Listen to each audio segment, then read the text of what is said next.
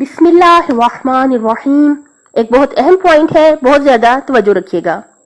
हमारी उस्ताद मोहतरम फरमाती थी कि जब एक घर में एक शख्स बीमार होता है तो सिर्फ उस बीमार इंसान की आजमाइश नहीं होती, बल्कि जितने भी उसके घर वाले हैं उन सब का इम्तिहान हो रहा होता है कि क्या ये शख्स के जिस पर आजमाइश आई है, जो बीमार है, इसका कितना ख्याल रख रहे हैं उसके घर वाले, उसके आसपास वाले, उसकी कितनी फिक्र कर रहे हैं। ये सब उसके आसपास वाले लोगों का भी इम्तिहान होता है।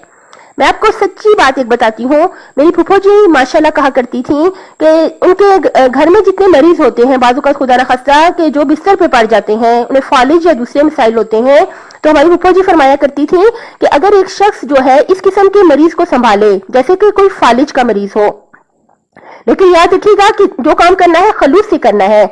अगले इंसान की मजबूरी को दिल से दुख करके, मोहब्बत से जो है, अगर खुदा न खास्ता कोई घर का फर्द जो है वो उसको फालिज का अटैक हो जाए या किसी किस्म का मसला जिसकी वजह से वो बिस्तर पे पड़ जाए, तो पूरी मोहब्बत से, पूरे खलूस से हम लोगों ने उसको संभालना है।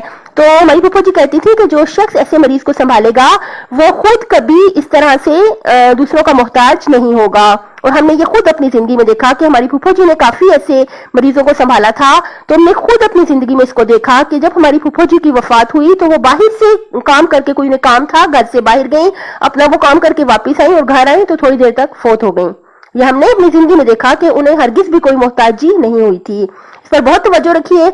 आजमाइश है, दुनिया की जिंदगी आजमाइश है। अगर घर के किसी फर्द पर ऐसी आजमाइश पड़ जाती है, खुदा न खास्ता से फालिज का अटैक हो या बहुत सारे मसले होते रहते हैं, तो अगर कोई घर का फर्द बिस्तर से नहीं उठ सकता तो हम सबको बहुत मोहब्बत से, याद रखिएगा, खलूस से, बहुत मोहब्बत से, बहुत ना उसको संभालें, ताकि हम खुद जो है किसी के मोहताज ना हो। अपनी सेहत, आखिरत और खालिक की मखलूक का बहुत ज्यादा ख्याल रखिएगा। अल्लाह ताला दुनिया और आखिरत में हामी और नासिर हो आपका।